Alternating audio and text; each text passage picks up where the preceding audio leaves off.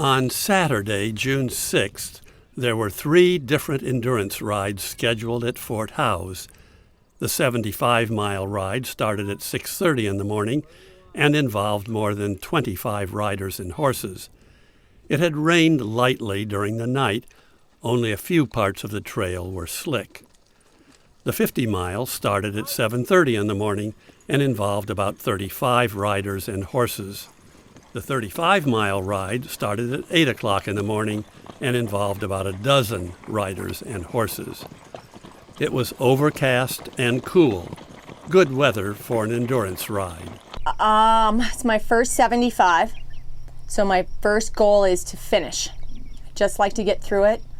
Other than that, I'd like to try and finish in a 10-hour or less ride time.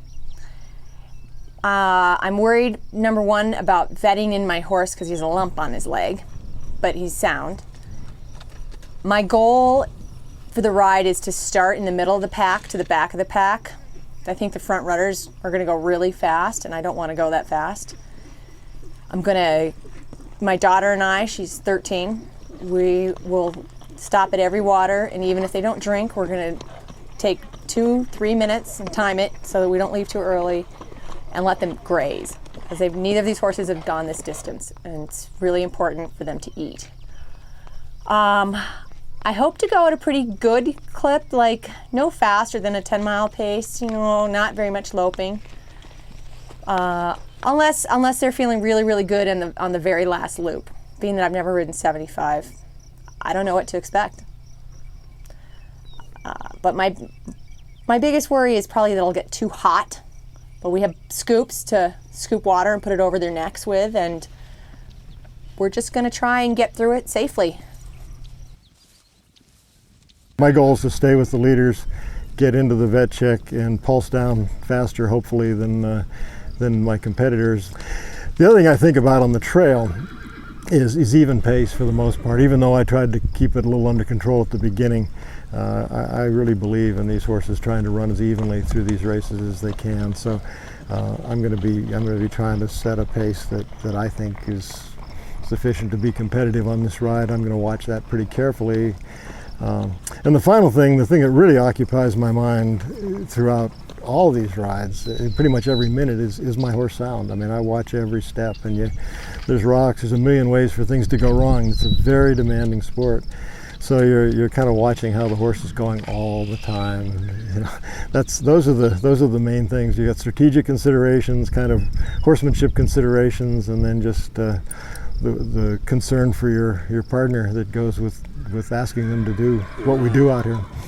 That voice is Bill Brown. He rode in the 35-mile ride today. You see him here in the red jacket. I'm pretty sure that young lady is Jennifer Stevens. Jennifer finished first in the 35-mile. Unfortunately, Bill got pulled before the finish at one of the vet checks. The rides are designed so that about every 2 hours the horses are checked thoroughly by veterinarians. As a veterinarian, your main concern as a veterinarian is to make sure that these horses are fit to continue. I mean, that's what the rule says, and that's your job. So your obligations to that horse, not to the rider, not to any other extraneous consideration. I think the system we use that's developed over the last 20 years is quite a good one. They do a procedure called a cardiac recovery index that kind of remarkably, it really is a good index of how well these horses are recovering.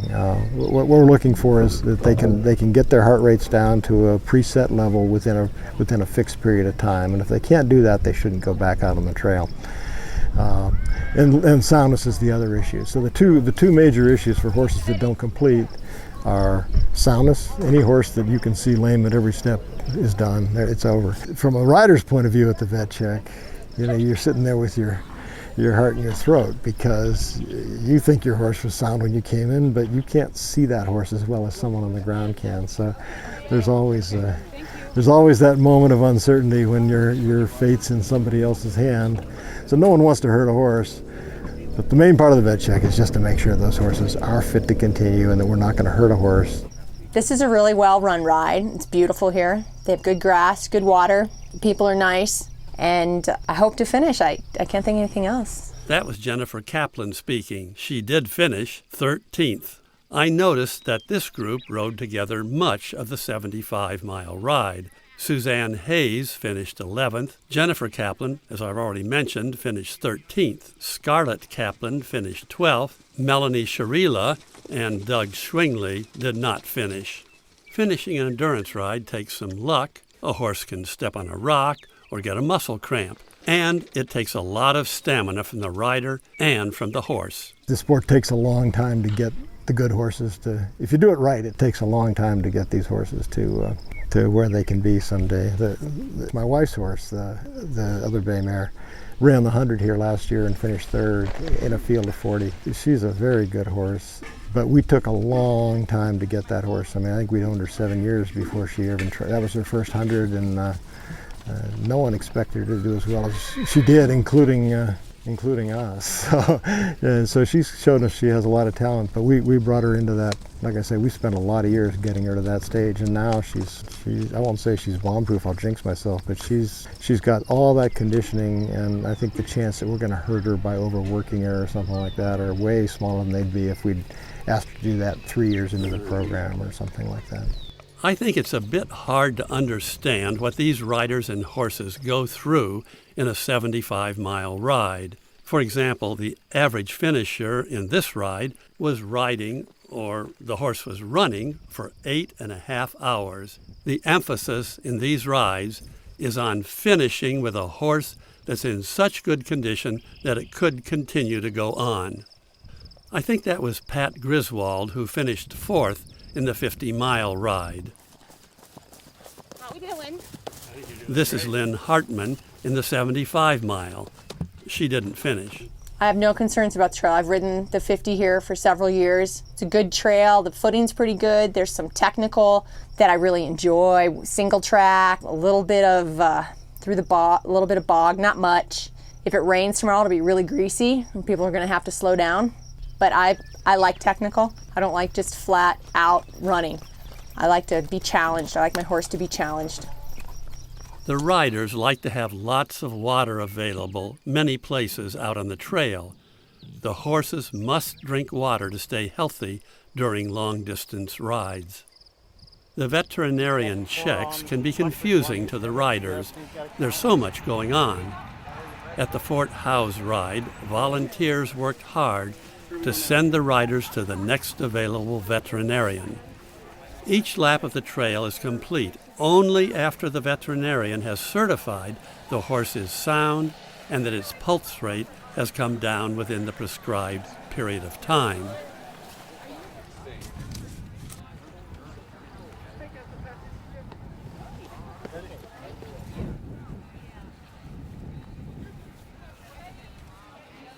Thank you. You're welcome. This is Heather Reynolds again, who was riding near the front in the 75-mile until she was pulled at a vet check. This is about at the 68-mile point in the 75-mile ride. Darylyn Butler here finished 5th. Here are two amazing riders. The second horse is in the 35-mile ride. Jan, on the lead horse, is in the 75-mile ride. I can't identify the third rider. Jan Worthington won the 75-mile ride 1.5 hours ahead of the next finisher. Julie Jackson was 7th in the 35-mile, but watch the third video to see her performance in Sunday's 100-mile ride. My job at the ride was to take still photos of the riders, so I didn't get out on many of the locations on the trail with a video camera. I was able to get out on more of the trail on Sunday. I encourage you to watch that video to see some more of the trail and more of the amazing Montana weather.